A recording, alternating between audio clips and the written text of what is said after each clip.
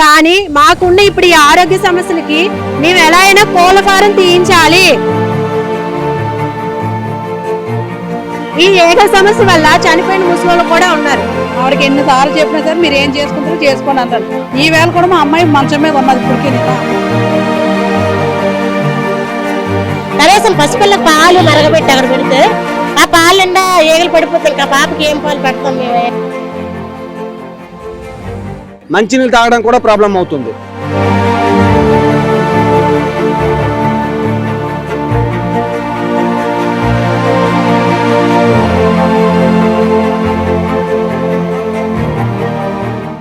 Welcome to politicals media. Pendurthi నియోజకవర్గంలోని దువ్వపాలెం గ్రామంలో ఉన్నటువంటి కోళ్ల ఫారం కారణంగా తమ గ్రామంలో చాలా మందికి అనేక రకాల ఆరోగ్య సమస్యలు ఏర్పడ్డాయంటూ గ్రామస్తులంతా కలిసి విశాఖ జిల్లా కలెక్టర్ని కోరి తమకు వినతి పత్రం ఇచ్చేందుకైతే వచ్చారు. వారిని మాట్లాడదాం. అమ్మ చెప్పండి, ఏంటి మీ సమస్య ఏంటి? కోళ్ల ఫారం సమస్య అండి. మా ఊరిలో ఆనుకొని వాల్మెరుగు పంచాయతీ దువ్వపాలెం గ్రామం. మా ఊరికి ఆనుకొని సౌభాగ్యపురం పంచాయతీ అది, కానీ ఉండడం అయితే మా ఏరియాలోనే ఉంది. ఆ కోళ్ల ఫారం వల్ల, ఆ కోళ్ల ఫారం నుంచి వచ్చే వ్యర్థాల వల్ల ఈగలు, దోమలు, విపరీతమైన స్మెల్. ఆ ఈగల వల్ల, దోమల వల్ల ఊర్లో ఉన్న ప్రజలందరికీ కూడా డెంగ్యూ, మలేరియా, ఎక్కువ శాతం బ్లడ్ ఇన్ఫెక్షన్లు, చిన్నపిల్లలకి, పెద్దోళ్ళకి, ముసలోళ్ళకి ఎక్కువ అందరూ కూడా ఆరోగ్య సమస్యలతోనే ఉన్నారు. ఈ సమస్య కోసం మేము చాలాసార్లు ఆవిడ దగ్గరికి వెళ్ళి మేము చెప్పడం అయితే జరిగింది. నువ్వు కోళ్ల ఫారం తీయొద్దు, పోనీ నువ్వు చేసుకున్న మెయింటెనెన్స్ అయినా సరిగా చెయ్యు అంటే, నేను చెయ్యను, మీరేం చేసుకుంటారో చేసుకోండి, ఎవరి దగ్గరికి వెళ్తే వెళ్ళండి అన్నట్టే మాట్లాడుతుంది.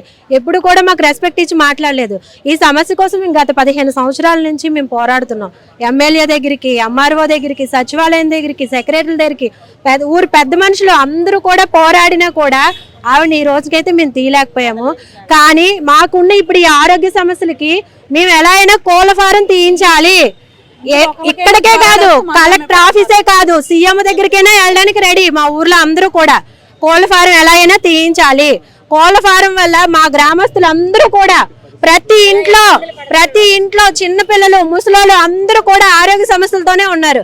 ఈ ఏక సమస్య వల్ల చనిపోయిన ముసలోళ్ళు కూడా ఉన్నారు. ఈ సమస్య కోసం మేము ఎంత పోరాడినా కూడా మాకైతే సమస్యకు పరిష్కారం అయితే దొరకలేదు. కానీ ఇప్పుడు మేము ఈ రోజు అందరం గ్రామస్తులు అందరూ కూడా కలిసి మనం కలెక్టర్ గారి దగ్గర కూడా మా సమస్య చెప్పుకొని మాకు సమస్యకు పరిష్కారం చూపించమని అడగడానికి అయితే వచ్చాము. పెట్టడం అయితే జరిగింది, ఆర్జీ పెట్టడం అయితే జరిగింది. మాకు ఈ సమస్య పరిష్కరిస్తారని మేము అందరూ కోరుకుంటున్నాం. కానీ ఈ సమస్య కోసం కలెక్టర్ ఆఫీసే కాదు, సీఎం దగ్గరికైనా వెళ్ళడానికి రెడీ మా గ్రామస్తులు. చెప్పండి, మీరు ఎంతకాలంగా అక్కడ నివాసం ఉంటున్నారు? కోళ్ల ఫారం ఎంతకాలంగా? మేము ఇక్కడ 40 సంవత్సరాలు పెట్టి ఉన్నాం. మేము పుట్టింది ఆ ఊరే, ఇప్పటికీ అక్కడే ఉంటాను.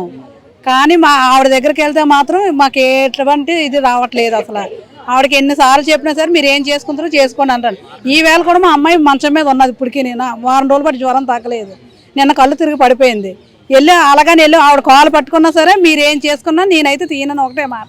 మీరు సీఎం దగ్గరికి వెళ్తారో ఎక్కడికి వెళ్తారో అది మీ ఇష్టం, నేనైతే తీయనని చెప్పింది. ఇంక ఇదే సమస్య చెప్తుంది. పెద్ద మనుషులకైనా అదే చెప్తాం, మాకైనా అదే.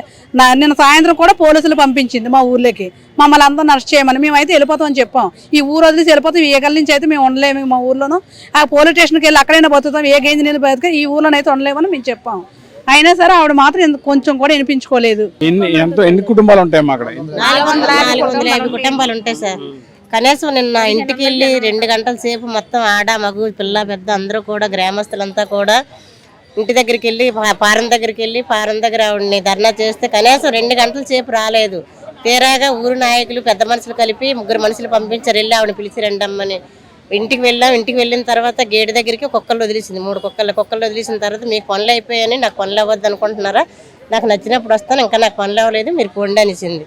అని కానీ లేదమ్మా మిమ్మల్ని మేమేమనము, కనీసం ఎంతమంది జనాలు వచ్చారు, ఒకరికైనా సరే మీరు గౌరవం ఇవ్వండి అని చెప్పేసి మేము అడిగితే అప్పుడు తల్లి కొడుకును ఏం పీక్కుంటారో పదరా వెళ్దామని చెప్పేసి తల్లి కొడుకు వచ్చారు. ముసలావిడ ఉండిపోయి వచ్చిన తర్వాత మరి ఏటమ్మా, మరి మా ఊరికి ఇన్ని సంవత్సరాలు బట్టి నువ్వు కోళ్ల ఫారం పెట్టావు, మరి ఇప్పుడు ఈ సమస్య ఎలాగ ఉంది, ఇన్ని సంవత్సరాలు మేమేం అనలేదు, ఫోన్లే నువ్వు కూడా బ్రతకాలి, ఈ వ్యాపారం మానేసి ఇంకొక వ్యాపారం పెట్టుకోండి అని అడిగిన తర్వాత నేనైతే తీయను, నాకు ఇంకా ఎంత లోన్ ఉందో ఆ లోన్ మీరు అప్పు తీర్చేస్తారు ఏంటని అడిగితే మేము అప్పు మేము ఎలా తీరుస్తామమ్మా, నువ్వు పెట్టుకున్న దాన్ని నువ్వు అప్పు తీర్చుకోవాలి కానీ మేము ఎలా తీరుస్తామని అంటే నేనైతే కోళ్ల ఫామ్ తీయను, ఇప్పుడు నాకు ప్రభుత్వం నా చేతుల్లో ఉంది, మీరైతే ఎవరు ఏం చేయలేరు, మీరు ఏం చేసుకుంటారో ఏం పీక్కుంటారో పీక్కోండి అన్నది పెద్ద మనుషుల దగ్గర కూడా.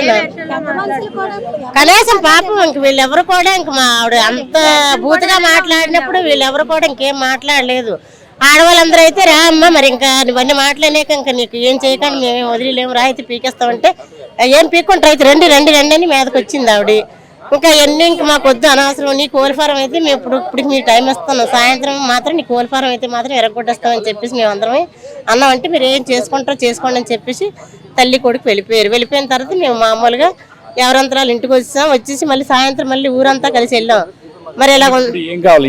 మాకు ఇప్పుడు న్యాయం మాకు ఏం వచ్చారు, మాకు కోళ్ళపారం తీసేయాలి సార్. కోళ్ళపారం తీసిస్తే ఈగలతో దోమలతో ఇప్పుడు మేము ఈగలతో దోమలతో కావాలంటే మీరు కూడా ఒకసారి మా గ్రామానికి రండి మీరు వచ్చి మా గ్రామంలో ఒక రోజు ఉండండి. అక్కడ మా పరిస్థితి ఏంటో మీకు తెలుస్తుంది. ఆ ఈగలతో ఆ దోమలతో కనీసం ఒక టీ చేసుకొని అక్కడ పెట్టుకుంటే టీలో పడిపోతే ఏం తాగుద్ది సార్ మాకు. కనీసం పసిపిల్లకి పాలు మరగబెట్టి అక్కడ పెడితే ఆ పాలు నిండా ఈగలు పడిపోతే ఇంకా పాపకి ఏం పాలు పెడతాం మేము చెప్పండి. ఇంకా అలాంటి పరిస్థితిలో నీకు వండుకున్న వంట కూడా మనస్ఫూర్తి తినలేకపోతున్నాం. పగలంతా ఉండొచ్చు, రాత్రులు కూడా అయ్యే ఈగలంటే ఏం భరిస్తాం. చెవుల్లోని నలుగురికి వెళ్ళిపోతే వాళ్ళు పాపం ఎక్కడికి అదే ఊరో వెళ్ళి ఆ ఈగలు తీయించుకుంటే వాళ్ళు ఏమమ్మా ఈగలు దూరిపోయిన పిల్లలు పోషిస్తాయి రోజుకి ఇంకా మీరు తీసుకోవాలని చెప్పేసి రోజు రమ్మంటే పాపం వాళ్ళు ఇంకా అలాగే వెళ్తూనే ఉన్నారు. ఇప్పుడు ఒక్క కారణంగా అయితే మేము ఎవరి ఏమనకపోతుంది సార్. ఇప్పుడు తల్లులమి పిల్లలమి అందరినీ కూడా జ్వరాలు ఇంచుమించిన అందరికీ వాంతులు విరేచనాలు అన్నీ ఈ పరిష్కారంతో మేమందరం ఎంత బాధపడతాను. కనీసం ఎంతమంది దగ్గర నాయకుల దగ్గరికి అందరికీ వెళ్ళాం, మీకు ఎందుకమ్మా సాయం చేస్తాం అన్నారని ఎవరు కూడా సాయం చేయలేదు. మీ ఊర్లో ఎంతమంది కుటుంబాలు ఉంటాయి? అక్కడ ఇలాంటి పరిస్థితి 450 నుంచి 500 కుటుంబాలు ఉంటాయి సార్. వీళ్ళందరూ సఫర్ అవుతున్నారు. గత 15 సంవత్సరాల నుంచి పోరాటం చేయడం జరుగుతుంది. 2014, 2019లో కూడా లోకల్ ఎమ్మెల్యే రావడమే జరిగింది. కానీ మన జాయింట్ కలెక్టర్ గారు కూడా అక్కడికి వచ్చారు. అప్పుడు పనిచేసిన జాయింట్ కలెక్టర్ గారు, ఆర్డీ గారు కూడా వచ్చారు, పరిశీలన చేశారు. కనీసం పరిశుభ్రత అనేది చేయట్లేదు ఆవిడ. మనం ఎన్నిసార్లు చెప్పినా ఈ గవర్నమెంట్ ఏ గవర్నమెంట్ వచ్చినా నన్ను ఏమీ చేయలేదు, మీరేం చేసుకుంటారో చేసుకోండి అనే రీతిలో ఆవిడ తాలూకా బిహేవియర్ ఉంది. దానివల్ల ఎవరైతే బాగా ఇబ్బంది పడుతున్నాం అందరివి విలేజ్లో అందరూ కూడా ఈరోజు రావడం జరిగింది, నేను వెళ్ళటం కూడా జరిగింది. ఈ సమస్యకు మాత్రం పరిష్కారం ఖచ్చితంగా కాకపోతే ఎన్ని రోజులైతే అన్ని రోజులు మాత్రం సమస్య పరిష్కారం అయ్యే వరకు అక్కడ టెంట్ వేసుకుని లేకపోతే వర్షం అయినా సరే అక్కడ ధర్నా మాత్రం మేము చేస్తాం. కలెక్టర్ గారి దగ్గరికి వచ్చారు. ఇప్పుడు కలెక్టర్ గారు ఏం చెప్పారు? కలెక్టర్ గారు ప్రజెంట్ అర్జీ పెట్టాం. ఇంకా మరి ఆయన దగ్గరికి మేము ఇంకా వెళ్ళాలి. ప్రజెంట్ ఇంకా రిజిస్టర్ అయింది, స్పందనలో పెడదామని వచ్చాం మేము. కానీ ఇక్కడ మాకైతే మాత్రం పరిష్కారం దొరికే వరకు అక్కడ మాత్రం మేము కూర్చొని ఎక్కడైతే ఉందో అక్కడ మాత్రం మేము అందరం ఎంతమంది కుటుంబాలు ఉంటే ఈ అనారోగ్యాలు పాలైపోయి ఈ ఈగలతో అసలు యాక్చువల్గా మంచినీళ్ళు తాగడం కూడా ప్రాబ్లం అవుతుంది. విపరీతమైన డెంగ్యూ జ్వరాలు. ఈ మంచినీళ్ళు తాగి ఇలా ఏదైనా టీ ఇలా పెట్టామంటే ఇటు తిరిగి వెళ్ళి అందులో ఈగలు పడిపోతున్నాయి. అది ప్రాబ్లం అవుతుంది. ఇంకా బాగా చెప్పాలంటే మా సిటీ ఆన్ బోర్డుకి దగ్గరగా ఉంది గురుగారు. ఇది 2015లో ఇచ్చాం ఈ కంప్లైంట్. సిటీకి ఆన్ బోర్డులో ఉంది. డెవలప్మెంట్ అవ్వాలంటే ఇలాంటివన్నీ ఉంటే మాకు డెవలప్మెంట్ కూడా అవ్వటం లేదు. ఏవి మన రిసార్ట్స్ అవి మాకు దగ్గరలో ఎస్ఆర్పురం ఇవన్నీ రిసార్ట్స్ వస్తున్నాయి. కొన్ని చిన్న కంపెనీలు కూడా వస్తున్నాయి. అట్లాంటిలో వర్క్ చేసుకోవడానికి కూడా లేడీస్ అందరికీ బాగా దొరుకుతున్నాయి. మిగతా ఏమైనా రావాలి అంటే ఈ రిసార్ట్లో కానీ ఎవరైనా రావాలి, ఏదైనా కొత్తగా కట్టాలి చేయాలంటే ఈ ఈగల బెడద దోమల బెడదకి భయపడి ఏవి కూడా రావట్లేదు. మా విలేజ్ డెవలప్మెంట్ అవ్వట్లేదు. ఆరోగ్యాలు కూడా మెయిన్ ఆరోగ్యాలు పాడైపోతున్నాయి. దీనికి త్వరగా మనం ఈరోజు మేమైతే స్పందనలో పెడితే త్వరగా స్పందిస్తారనే ఉద్దేశంతో ఈరోజు పార్టీలకు అతీతంగా ఊర్లో ఎంతమంది అయితే ఉన్నామో అంతమంది రావడం జరిగింది. స్పందనలో ఇప్పుడు మాత్రం రిజిస్టర్ చేస్తాం, ఆయన కలుస్తాం. మరి పొల్యూషన్ బోర్డు కానీ ఇంకా ఊర్లో ఏదైతే ఉందో పంచాయతీ అవన్నీ కూడా ఎన్ఓసీ లెవెల్ తీసుకోవాలి. అవి ఏ పర్మిషన్ తీసుకోకుండా రన్ చేస్తున్నారు. ధైర్యంగా మాకు ఈ గవర్నమెంట్ గవర్నమెంట్ మాకే సపోర్ట్ ఉందన్నట్టు మాట్లాడుతున్నారు వాళ్ళు. కానీ వాళ్ళు ఎన్నిసార్లు చెప్పినా మీరు ఏమైనా చేసుకోండి మాకు అనవసరం ఇదే చెప్తున్నారు. దయించి మరి వయా మీడియాగా కూడా మీరు కూడా వైరల్ చేసి మాకు మీ వంతు కూడా సహాయ సహకారాలు అందిస్తామని మీ మీడియాను కూడా మేము కోరుకుంటాం.